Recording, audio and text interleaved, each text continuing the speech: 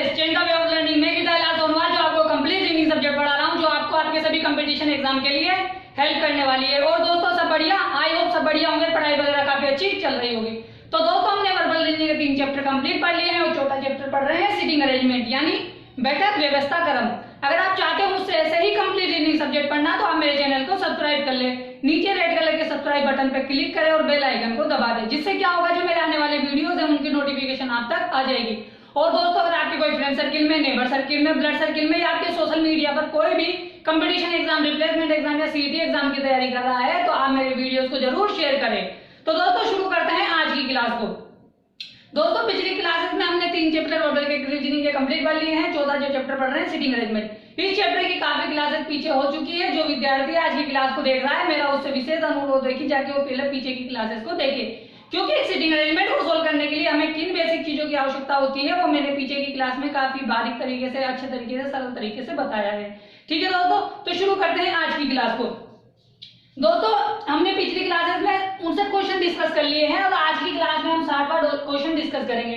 दोस्तों एक bank exam में पूछी गई सिटिंग अरेंजमेंट है, ठीक है, और इसके कुछ रिलेटेड 5 क्वेश्चन है, ठीक है। तो दोस्तों सिटिंग अरेंजमेंट को सोल्व करने के लिए हमें क्या किया जाता है, सबसे पहले उसे रीड आउट किया जाता है, यानी उसे एक बार पढ़ लिया जाता है। पढ़ने से क्या होता है, उसे ये पता लग जाता है कि सिटिंग अरेंजमेंट हमसे क्या कहना चाहती है और उसमें सेंटेंस एक दूसरे से कौन से कनेक्टेड हो रहे हैं।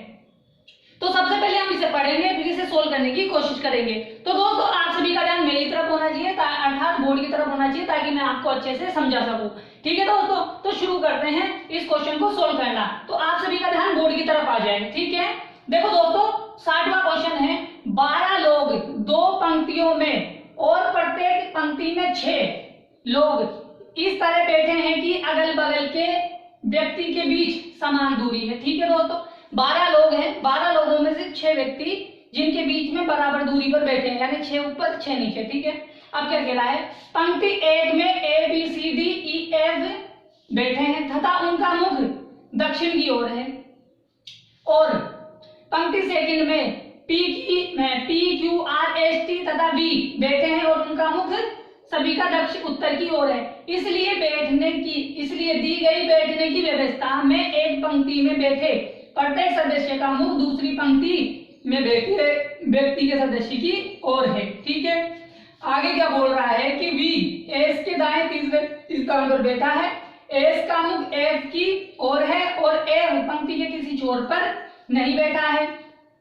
डी सी के दाएं तीसरे स्थान पर बैठा है, आर का मुख सी की ओर है, जिसका मुख ई की ओर है वह पी के दाएं तीसरे स्थान पर बैठा है। बी एवं पी पंक्ति के किसी छोर पर नहीं बैठे हैं, अंतिम छोर पर नहीं बैठे। टी वी के बगल में और ए सी की बगल में नहीं बैठा है।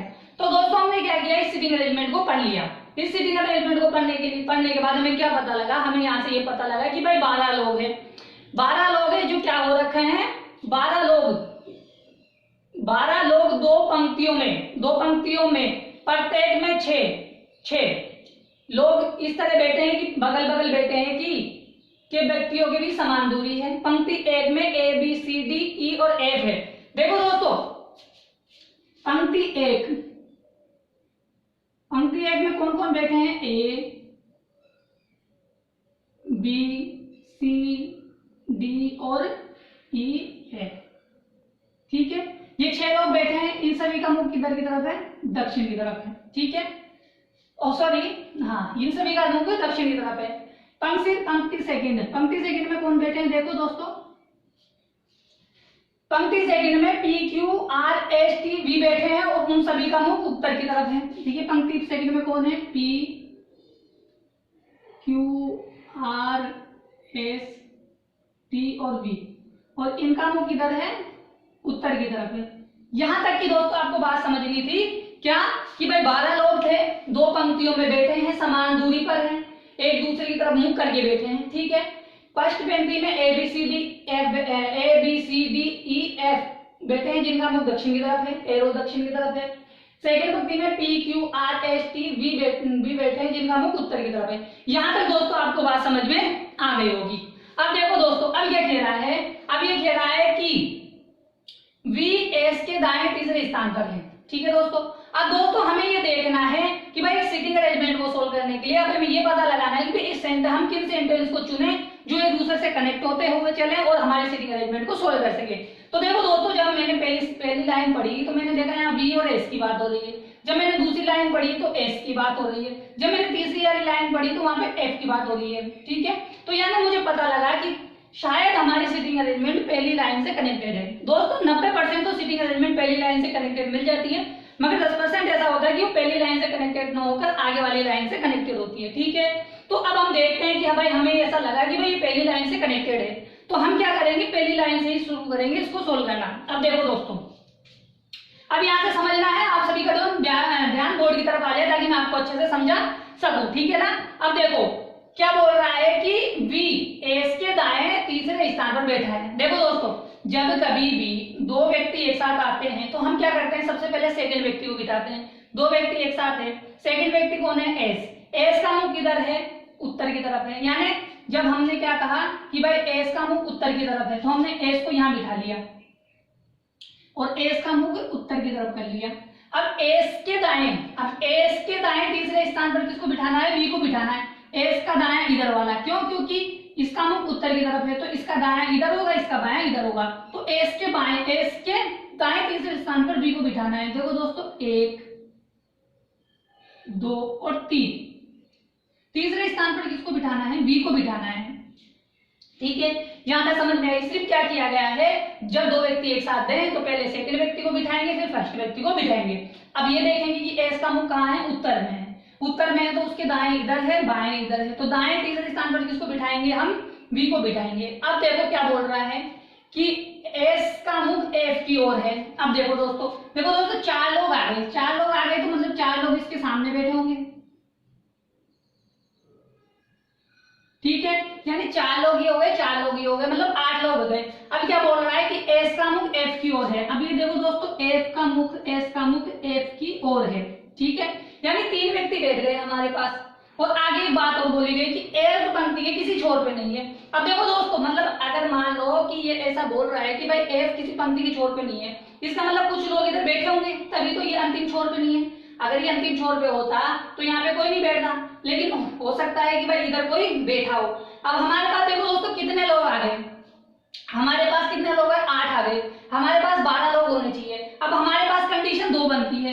क्या बनती है, बहुत गौर से देखना क्योंकि जरूरी है, मैं यही समझा रहा हूं आपको। देखो दोस्तों, या तो ऐसा हो सकता है कि हम जो 4 लोग हैं उनको किधर मान ले, ठीक है, क्यों, क्योंकि उसने बोला है कि F किसी पंक्ति की छोर पे नहीं है। तो जब S पंक्ति की छोर पे नहीं है तो हमने ऐसे समझ लिया कि भाई 2 व्यक्ति F के इधर बैठे हैं और 2 व्यक्ति S के इधर बैठे हैं। ये तो हो गई एक कंडीशन कि जब हमने क्या माना, हमने ये माना कि F के दाएं 4 लोग इधर बैठे हुए हैं। ठीक है, 4 लोग हो गए मतलब ये। अब एक कंडीशन ऐसी हो सकती थी कि भाई F ये बैठा हुआ है, F का मुख S की तरफ है, ठीक है, और S के दाएं तीसरे स्थान पर कौन है, V बैठा हुआ है ना। S के दाएं तीसरे स्थान पर V बैठा हुआ है, S का मुख F की तरफ है। अब इसने बोला कि F किसी छोर पे नहीं हो सकता, तो अगर मान लीजिए F किसी छोर पे नहीं हो सकता तो हम 2 व्यक्ति इधर बिठा दें और 2 व्यक्ति इधर बिठा दें। तो ऐसा भी हो सकता है कि भाई हमारे पास 2 कंडीशन कौन सी बन जाए, 2 कंडीशन, एक ये हो सकता है कि F के 2 व्यक्ति इधर बैठ जाएं और एक कंडीशन ये हो सकती है कि F के इधर एक व्यक्ति बैठ जाए। इससे क्या होगा कि F किसी छोर पे नहीं होगा। देखो दोस्तों, अगर मान लो मैं इन दोनों व्यक्तियों को इधर लेके चला जाऊं, अगर मान लो मैं इन व्यक्तियों को यहां से हटा दूं और इधर बिठा दूं, तो F तो मान लो छोर पे आ गया, जबकि छोर पे मना किया गया है। तो इसलिए हमें क्या करना पड़ेगा, यहाँ पे न बिठाकर हमें उन 2 व्यक्तियों को कहाँ बिठाना पड़ेगा, इधर ही बिठाना पड़ेगा। क्यों, क्योंकि इससे हमें ये पता लग गया कि भाई F है ना किसी छोर पे नहीं बैठा है। तो दोस्तों यहाँ तक आपको बातें समझ में आई होगी कि भाई क्या किया गया है। जब हमारे पास 8 लोग आ गए थे, टोटल 12 लोग करने के लिए क्या करना पड़ा, हमें 4 लोग इधर मानने पड़े पहले और 2 लोग इधर मानने पड़े ऐसे। तो एक कंडीशन ये बन गई, एक कंडीशन ये बन गई। इनमें से जो कंडीशन गलत होगी उसे हम हटा देंगे, जो कंडीशन सही रहेगी वो हम रखेंगे। अब आगे देखो, यहां तक दोस्तों बात समझ में आ गई होगी। अब आगे देखो, अभी क्या बोल रहा है कि दाएं तीसरे स्थान पर बैठा है, ठीक है, और आर का मुख सी की ओर है, ठीक है, यानी सी का मुख आर की तरफ बोल दो, आर का मुख सी की तरफ बोल दो, बात एक ही है। अब देखो दोस्तों, दोनों व्यक्ति एक साथ आ गए, हमें पहले किसको बिठाना है, सी को बिठाना है, सेकंड व्यक्ति को। अब सी कहाँ बैठा है, ऊपर। अब जब सी ऊपर बैठा है तो सी का दायां देखना पड़ेगा। क्या देखना पड़ेगा, सी का दायां। अब देखो दोस्तों, पहले क्या किया, मैंने सी को यहाँ बिठा के देखा। अब सी का दायां मतलब इधर वाला, क्योंकि ये तो बायां वाला हो गया सी के लिए और ये दायां वाला हो गया। अब सी के बाएं चलना है मुझे। देखो 1 2 3, तीसरे कदम पर कौन बैठना चाहिए, डी बैठना चाहिए, लेकिन यहाँ पे हमारे पास कौन बैठा है, एफ बैठा है। तो क्या कर सकते हैं हम यहाँ पे किसको बिठा सकते हैं, क्या सी को नहीं बिठा सकते। क्यों, क्योंकि भाई उसके बाएं तीसरे स्थान पर कौन बैठना चाहिए, डी बैठना चाहिए। तो मैंने यहाँ पे बिठा दिया सी को। अब मैं इसके दाएं तीसरे स्थान पे जाता हूँ, 1 2 3, यहाँ पे किसको बिठा सकता हूँ, डी को बिठा सकता हूँ। यहाँ तक दोस्तों आपको समझ में आ गई होगी बात कि क्या किया गया है कि सी के दाएं तीसरे स्थान पर एफ को बिठाया गया है, ठीक है। आई होप दोस्तों समझ में आ गया होगा, ठीक है। अब देखो क्या किया गया है। अब एक कंडीशन और बन सकती है। एक कंडीशन क्या बन सकती है, देखो अब इसने एक बात बोली कि सी का मुख आर की तरफ होना चाहिए, ठीक है भाई। सी का मुख किसकी तरफ होना चाहिए, आर की तरफ होना चाहिए, मतलब आर यहाँ आ जाना चाहिए, ठीक है। अब एक कंडीशन दोस्तों ये भी बन सकती है कि भाई सी को मैं यहाँ रख दूं, डी को यहाँ रख दूं और आर को मैं यहाँ रख दूं, ओ सॉरी, आर को मैं यहाँ रख दूं। कंडीशन दो बन सकती है भाई, एक कंडीशन तो ये बनेगी और एक कंडीशन ये बनेगी, ठीक है, हो सकता है। अब देखो, अब क्या करते हैं, यहाँ पे हमारे पास दो कंडीशन है। अब नीचे वाली कंडीशन को देखते हैं। अब क्या बोल रहा है कि सी के, मान लीजिए मैंने बिठाया यहाँ पे सी के दाएं तीसरा 1 2 3, यहाँ बैठ सकता है कौन, डी। सी का मुख किसकी तरफ होगा, आर की तरफ होगा, ठीक है। एक कंडीशन तो ये आ गई। अब देखो यहाँ नहीं बिठा सकते, क्यों, क्योंकि यहाँ बिठाएंगे तो तीसरे स्थान पर एफ आ जाएगा।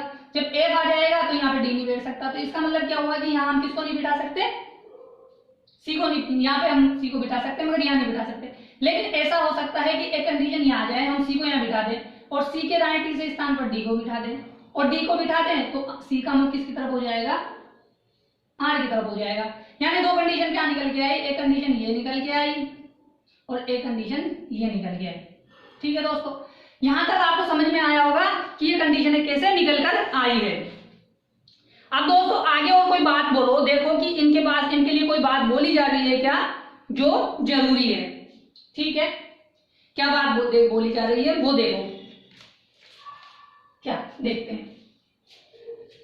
एक कंडीशन ये आ गई, एक कंडीशन ये आ गई। कंडीशन एक में दो कंडीशन और लागू हो गई कि सी के दाएं तीसरे स्थान पर डी है, ठीक है, सी के दाएं तीसरे स्थान पर डी है और आर का मुख सी की ओर है, ठीक है। अब देखो अब क्या बोल रहा है, हमें ये बोल रहा है कि भाई जिसका मुख ई की ओर है वह पी के दाएं तीसरे स्थान पर है। अब देखो दोस्तों हमारे पास एक बार के लिए इस कंडीशन को भूल जाओ, ठीक है, इस कंडीशन को हम बाद में ले लेते हैं। क्यों, क्योंकि यहाँ पे हम दो ही कंडीशन ले रखे ना, इसलिए हम क्या करते हैं, पहले हम इसको न बिठा के हम ऐसा कर लेते हैं, पहले एक सिंपल वाली कंडीशन को बिठा देते हैं। कौन सी वाली को, देखो किसको बिठा देते हैं, ये दो कंडीशन है। अब देखो इस कंडीशन को लेते हैं, जिसका मुख ई की ओर है वह पी के दाएं तीसरे स्थान पर है, ठीक है। अब देखो दोस्तों जिस व्यक्ति का मुख ई की ओर है पी के दाएं बैठा हुआ है, देखो दोस्तों पी के दाएं हमें किसको बिठाना है, जिसका मुख ई की ओर हो। मानो दोस्तों, और एक बात बोल रहा है कि पी और बी किसी पंक्ति के छोर पे नहीं बैठे। देखो दोस्तों पी यहां नहीं बैठ सकता तो पी यहां बैठ सकता है। पी के दाएं तीसरा 1 2 3, यहां पे कोई व्यक्ति बैठेगा, कोई व्यक्ति बैठेगा, हमें नहीं पता कौन बैठेगा, लेकिन उसका मुख किसकी तरफ होगा, ई की तरफ होगा, ठीक है। अब देखो दोस्तों एक ही कंडीशन बनी, हमारे पास वहां पे दो कंडीशनें बन गई थी डी और सी में, तो इसलिए मैंने क्या किया, उसको रोक दिया, होल्ड रख दिया। क्यों, क्योंकि भाई हमें एक कंडीशन ले लेते ताकि हम और 4 कंडीशनें न बनाए। तो मैंने क्या किया, इस कंडीशन को ले लिया। क्यों, क्योंकि पी के दाएं तीसरे स्थान पर कोई व्यक्ति बैठा है जिसका मुख ई की तरफ है। देखो जिसका मुख ई की तरफ है, जिसका मुख ई की तरफ है वह यह क्या है, पी के दाएं तीसरे स्थान पर है। देखो 1 2 3। अब देखो दोस्तों पी किसी छोर पे नहीं था, अब पी यहीं बैठेगा, अब मान लीजिए मैं पी को यहाँ बिठा दूं तो पी के दाएं देखो 1 2 3 जगह खाली नहीं है, तो यानी क्या हुआ, कंडीशन ये बनी। अब यहाँ कोई बैठेगा, बैठ जाएगा बाद में। अब देखो, अब यहाँ से देखो, यहाँ पी बैठ नहीं सकता, पी को यहाँ बिठा सकता हूँ मैं। पी के दाएं तीसरे स्थान पर कोई व्यक्ति बैठेगा, 1 2 3 कोई व्यक्ति बैठेगा, मगर उसका मुख किसकी तरफ होगा, ई की तरफ होगा। आई हो दोस्तों समझ में ये बात आई होगी कि मैंने क्या किया है, ऊपर वाली कंडीशन को होल्ड रखकर नीचे वाली कंडीशन को लिया। क्यों? क्योंकि भाई हमारे पास नीचे 2 व्यक्ति आ चुके थे, इसलिए मैंने क्या किया, नीचे 2 व्यक्ति आ गए हैं तो मुझे आसानी हो जाएगी चीजें चुनने में। मगर मैं ऊपर लेता तो मुझे 2 कंडीशन है और बनानी पड़ती, तो इसलिए मैंने नीचे ले लिया। अब देखो दोस्तों, ये कंडीशन बन के आ गई। अब हम उसको कर सकते हैं सोल्व, किसको, उस वाली को। कैसे? अब देखो कि सी के दाएं वही बात है कि जब 2 व्यक्ति हैं तो पहले सी को बिठाएंगे। अब पहले सी को बिठाएंगे। अब देखो, अगर मान लीजिए मैं सी को यहाँ बिठा दूं तो सी के दाएं तीसरा स्थान 1 2 3, डी यहाँ नहीं बैठ सकता तो सी यहाँ नहीं बैठेगा। मैंने सी को बिठाया यहाँ, सी का दायां 1 2 3, यहाँ डी को बिठा सकता हूँ। कंडीशन वही आ रही थी, बस कंडीशन ये थी कि ये कंडीशन जब ई यहाँ नहीं था हमारे पास, जब तो ई यहाँ पे भी बैठ रहा था, इसलिए मैंने इस कंडीशन को लिया। अब क्या बोला गया है कि आर का मुख सी की तरफ है, भाई आर यहाँ बैठ जाएगा तो सी की तरफ उसका मुख हो जाएगा, बिल्कुल हो जाएगा। अब कंडीशन देखो, यहाँ कंडीशन फिट हो गई। अब यहाँ से देखो, अब यहाँ लेना है। अब मैंने लिया है यहाँ पे सी को, सी के दाएं चलना है 1 2 3, कौन बैठा हुआ है, एफ बैठा है, सी यहाँ नहीं बैठेगा। सी को मैंने बिठाया यहाँ, सी के दाएं 1 2 3, यहाँ बिठा सकता हूँ डी को, और आर का मुख किसकी तरफ कर सकता हूँ, सी की तरफ कर सकता हूँ। यहाँ तक दोस्तों आपको बातें समझ में आ गई होगी कि मैंने उस लाइन को होल्ड इसलिए रखा था ताकि हमें नीचे हमारे पास 2 व्यक्ति पहले थे, इसलिए हमने उन्हीं के सापेक्ष में चीजों को उठा लिया।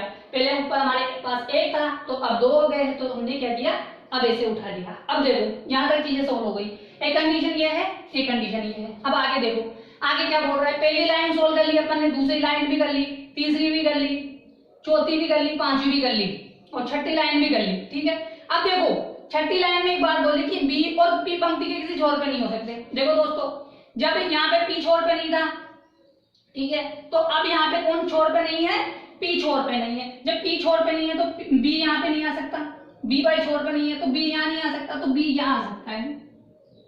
ठीक है, बी यहाँ आ सकता है। अब बचा हुआ व्यक्ति कौन है, वो यहाँ आ जाएगा, कौन है, ए, ए यहाँ पे आ जाएगा। ठीक है, ठीक। अब उसी प्रकार देखो आगे क्या बोल रहा है, इसमें भी देख लो पहले, किसको बी किसी छोर पे नहीं है, तो बी किसी छोर पे नहीं है तो बी यहाँ आ जाएगा। ठीक है, सॉरी, बी यहाँ आ जाएगा। यहाँ पे 2 जगह है, एक यहाँ पे है और एक ये 2 जगह है। ठीक है, अभी यहाँ पे है, होल्ड रखेंगे। ठीक है, अभी होल्ड रखेंगे। आगे देखो, आगे क्या बोल रहा है कि टी वी की बगल में और ए सी की बगल में नहीं बैठा, टी वी की बगल में नहीं बैठा। देखो दोस्तों, टी वी की बगल में नहीं बैठा तो टी यहाँ बैठ सकता है। ठीक है, अब बचा हुआ व्यक्ति कौन है, वो यहाँ आ जाएगा, कौन है, देखो पी क्यू, क्यू बच गया था तो वो यहाँ पे आ जाएगा खाली जगह। अब उस चीजों को यहाँ फिट करो। अब देखो दोस्तों, टी वी का पड़ोसी नहीं होना चाहिए, टी यहाँ नहीं आ सकता, यहाँ आ जाएगा। ठीक है, बचा हुआ कौन है, क्यू यहाँ आ जाएगा, बात खत्म। अब देखो ए सी की बगल में बैठा है, ए सी की बगल में नहीं बैठा है। अब देखो दोस्तों, ऊपर हमारे पास 2 जगह खाली है, 2 जगह खाली है, तो 2 जगहों में क्या होगा, या तो बी यहाँ आ जाएगा या बी यहाँ आ जाएगा। ठीक है, अगर बी यहाँ आता है तो यहाँ पे ए आ जाएगा, और जब ए यहाँ पे आ जाएगा तो वो ए का पड़ोसी हो जाएगा, इसलिए ये कंडीशन गलत हो जाएगी। अगर मैं यहाँ पे बी को रखूं और यहाँ पे ए को रखूं, फिर भी ए बी का पड़ोसी हो रहा है, लेकिन दोनों ही कंडीशनों में हमारे पास क्या हो रहा है कि ए है ना सी का निकटतम पड़ोसी बनता है। क्यों? क्योंकि बी यहाँ पे भी बैठ सकता था, यहाँ पे भी बैठ सकता था। अब जब ए सी का पड़ोसी हो गया तो इसका मतलब क्या हुआ, ये कंडीशन गलत हो गई। क्यों? क्योंकि भाई ए सी का पड़ोसी नहीं होना चाहिए, देखो ए सी के पड़ोस में नहीं था, इसलिए ये कंडीशन गलत हो गई, ये कंडीशन हमारी सही हो गई। तो दोस्तों आई होप आपको समझ में आ गई होगी कि ये सीटिंग अरेंजमेंट किस प्रकार सोल्व की गई है। इस प्रकार इसको सोल्व करना था। अब इसके रिलेटेड कुछ क्वेश्चन है, हम इनको सोल्व करेंगे।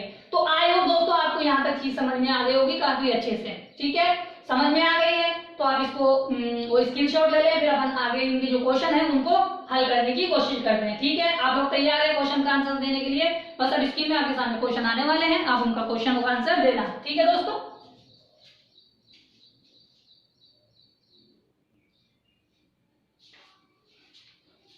तो दोस्तों पहला क्वेश्चन आपके सामने है इस सीटिंग अरेंजमेंट से रिलेटेड जो एग्जाम में पूछा गया है। बताइए कि निम्नलिखित में से किसका मुख डी की ओर है। ये जो नीचे 5-6 लोग बैठे हैं उनमें हमें ये देखना है कि टी की ओर किसका मुख था, डी की ओर किसका मुख है। देखो डी यहाँ बैठा है, डी के सामने कौन बैठा है, टी बैठा है। ऑप्शन में टी कौन सा है, फर्स्ट है, तो हमारा आंसर कौन सा हो जाएगा, फर्स्ट वाला हो जाएगा। ठीक है दोस्तों, समझ में आया कि हमारा पहला आंसर क्यों होगा, क्योंकि डी के सामने टी बैठा हुआ है। अगर आपको क्वेश्चन समझ में आ गया है, आंसर भी समझ में आ गया है, इसका स्क्रीनशॉट ले लो ताकि हम आगे बढ़ सके, आगे वाला क्वेश्चन कर सके। ठीक है, आप इसका स्क्रीनशॉट ले लो। ठीक है दोस्तों,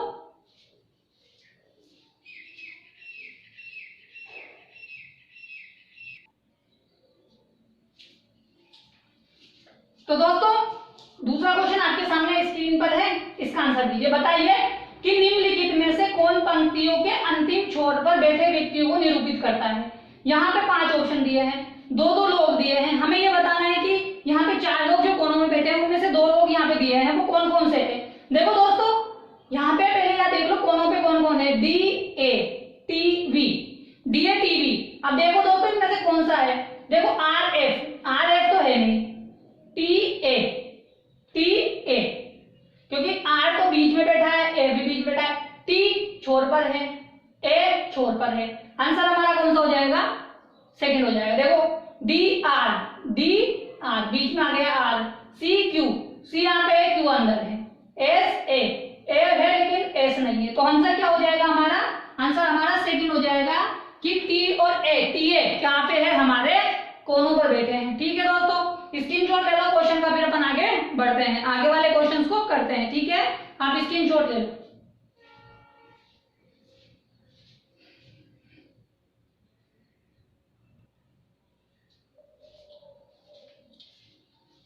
तो दोस्तों तीसरा और चौथा क्वेश्चन देखो दोस्तों हमें इस प्रकार से दिया गया है। ठीक है, यानी 2 क्वेश्चनों को मिक्सअप किया है। कैसे, देखो कि निम्नलिखित 5 में से 4 किसी प्रकार से समान है, इसलिए उनका एक समूह बनता है। वह कौन सा एक है जो इस समूह में शामिल नहीं होता है। दोस्तों ये 4 है ना एक जैसे आधारों पर है, इसलिए इनको ऐसे एग्जाम में दिया गया है। अब हमें ये बताना है कि वो कौन सा एक है जो इनमें शामिल नहीं होता है। देखो दोस्तों हम तीसरे को देखते हैं, तीसरे में देखो पहला व्यक्ति कौन है, डी कहाँ बैठा है, यहाँ बैठा है, यानी किसी एक छोर पे बैठा है। उसके बाद है एस कहाँ बैठा है, बीच में कई लोगों के बीच बैठा है। उसके बाद देखो कहाँ बैठा है, वी कहाँ बैठा है, किसी छोर पे बैठा है। इसका मतलब देखो कि डी और वी कहाँ है, छोरों पर है। उसके बाद देखो टी भी एक छोर पर है। उसके बाद ए भी किसी छोर पर है, तो यानी ये लोग कहाँ पे बैठे हैं, ये अंतिम छोर पर बैठे हैं, अंतिम छोर पर बैठे हैं। मगर जो एस है वो अंतिम छोर पर नहीं बैठा है, वो जो भी अंतिम छोर पर नहीं है, तो यही हमारा आंसर हो जाएगा। अब उसी प्रकार देखो दोस्तों ये चौथा क्वेश्चन है, चौथे क्वेश्चन में वही बताना है कौन सा अलग है। देखो दोस्तों पहले देखो बी कहाँ बैठा है, यहाँ। ठीक है, बी के सामने कौन बैठा है, बी यहाँ बैठा है, बी के सामने कौन बैठा है, पी, और पी के जब बाएं जाते हैं तो कौन बैठा हुआ है, टी बैठा हुआ है। ठीक है, यानी ये जो है इसके सामने वाले व्यक्ति के ठीक बाएं हैं। अब उसके बाद देखो ए और क्यू, ए यहाँ बैठा है, इसके ठीक सामने बी है और उसके ठीक बाएं वो व्यक्ति है, यानी ये दोनों क्या है, सेम है। आगे देखो सी के सामने आर है, आर के ठीक बाएं एस है, ये भी सेम है। ठीक है, अब देखो एफ कहाँ है, यहाँ है, एफ के सामने एस है, एस के ठीक बाएं पी है, ये भी सेम है। अब ये जो बचा नहीं है वैसे ही अलग हो जाएगा, कैसे देख लो, डी के सामने टी है और टी के देखो दाएं चला गया आदमी, और वो भी कहाँ, 1-2 व्यक्ति के आगे, यानी जो हमारा आंसर हो जाएगा कौन सा हो जाएगा, यहाँ 5वां हो जाएगा, यहाँ पे दूसरा हो जाएगा, क्योंकि यहाँ पे ऊपर के चारों कनेक्टेड है, यहाँ पे ऊपर के दूसरे को छोड़ के बाकी 4 कनेक्टेड है। तो आई होप दोस्तों आपको समझ में आए होंगे कि ये दोनों किस प्रकार के क्वेश्चन है जो बहुत इंपॉर्टेंट है, एग्जाम में पूछे जाते हैं। ठीक है ना, आप इसका स्क्रीनशॉट ले लो, फिर अपन आगे वाला क्वेश्चन करते हैं 5वां नंबर का। ठीक है, आप इसका स्क्रीनशॉट ले लो, फिर अपन आगे बढ़ जाए। ठीक है, आप इसका स्क्रीनशॉट ले लो।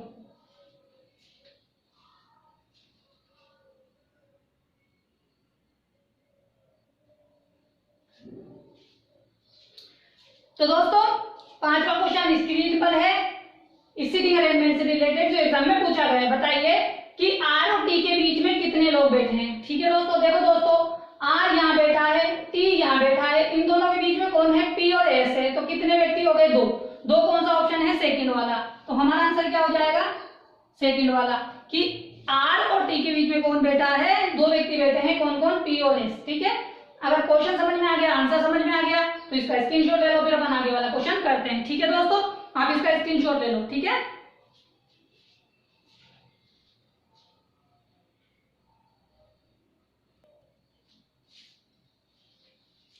तो दोस्तों बताइए, ये छठा क्वेश्चन आपके सामने है, इसका आंसर दीजिए। बताइए कि बी के संबंध में निम्नलिखित में से कौन सा सत्य है।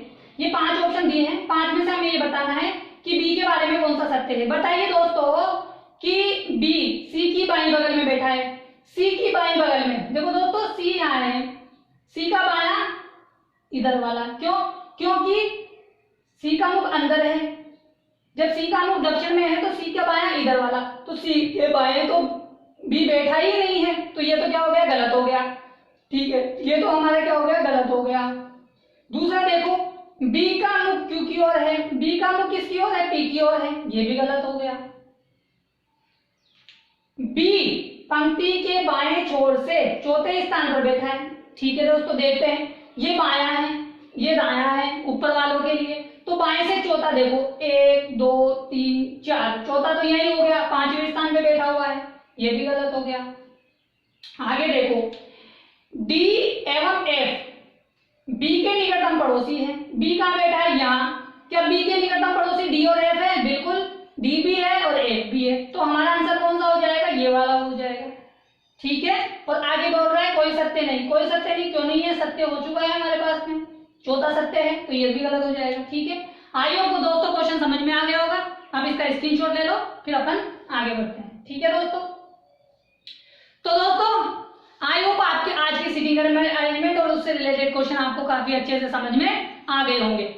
तो दोस्तों अगर आप चाहते हो मुझसे ऐसे ही कंप्लीट रीडिंग सब्जेक्ट पढ़ना, तो आप मेरे चैनल को सब्सक्राइब कर ले। ठीक है, नीचे रेड कलर का सब्सक्राइब बटन है, उस पर क्लिक करें और बेल आइकन को दबा दें, जिससे क्या होगा, जो मेरे आने वाले वीडियोस हैं उनकी नोटिफिकेशन आप तक आ जाएगी। और दोस्तों अगर आपके कोई फ्रेंड सर्किल में, नेबर सर्किल में, ब्लड सर्किल में या आपके सोशल मीडिया पर कोई भी competition exam, placement exam, CET exam की तैयारी कर रहा है, तो मेरे वीडियोस को जरूर शेयर करें। तो दोस्तों आज की क्लास में हमने 60वां क्वेश्चन डिस्कस किया है, कल की क्लास में हम 61वां क्वेश्चन डिस्कस करेंगे। ठीक है दोस्तों, तो कल मिलते हैं 61वें क्वेश्चन के साथ। जब तक के लिए टाटा, बाय बाय और सत श्री अकाल।